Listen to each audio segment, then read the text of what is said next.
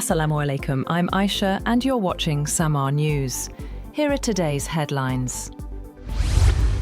The European Union has agreed to indefinitely freeze Russian central bank assets held in Europe, removing a big obstacle to using the cash to help Ukraine defend itself against Russia. The EU wants to keep Ukraine financed and fighting as it sees Russia's invasion as a threat to its own security. To do so, EU states aim to put to work some of the Russian sovereign assets they immobilized after Moscow's 2022 invasion of Ukraine.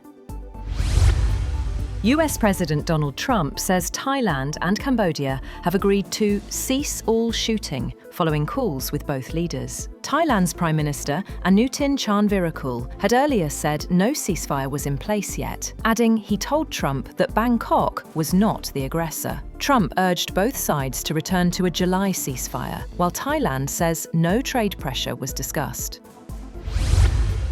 Meanwhile, Thailand's leader has vowed to keep fighting on the disputed border with Cambodia, as fighter jets struck targets hours after US President Donald Trump said he had brokered a ceasefire. Prime Minister Anutin Charnvirakul posted on Facebook that the Southeast Asian nation would continue to perform military actions until we feel no more harm and threats to our land and people. Cambodian Premier Hun Manet said Cambodia continues to seek a peaceful resolution of disputes in line with the October agreement.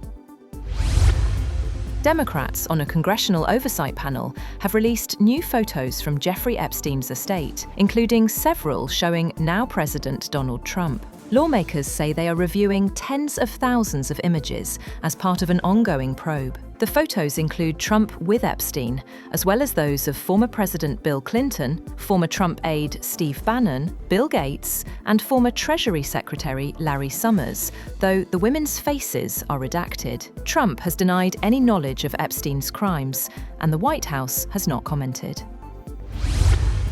A US congressional hearing has underscored growing frustration in Washington with India, as lawmakers warned that tariff fights, visa restrictions, and strategic hedging have stalled the relationship. Despite New Delhi's pressure, President Donald Trump continues to call Pakistan a key regional partner, with analysts noting that US messaging during the recent Pakistan-India conflict exposed Indian claims and left Prime Minister Narendra Modi on the defensive at home. Ukrainian forces say they've retaken parts of Kupiansk and encircled Russian troops as President Volodymyr Zelenskyy visited the Frontline town. Zelenskyy appeared in a video at the town's entrance, saying Ukraine's gains on the battlefield remain essential for strengthening its diplomatic position as the war continues. Kyiv says Russian units are now cut off, though Moscow insists it is advancing on all fronts. Turkmenistan's President Serdar Berdimuhamedov has hinted at potential political reforms ahead of a rare international gathering he is hosting. Leaders from Russia, Turkey, Iran, and several other nations have arrived in Ashgabat for the high-level meeting.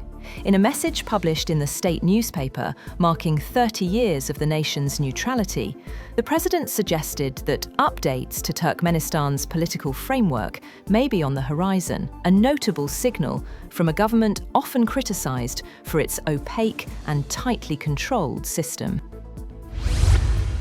That's all for now. For more updates, visit www.samaa.tv. Thank you for watching Samaa News.